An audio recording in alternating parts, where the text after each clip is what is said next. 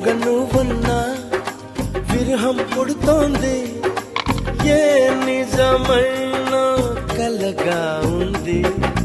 విసుగేతో కలిగింది, దిగులేతో పెరిగింది, అసలేతో జరిగింది, మతి కాస్త పోయింది.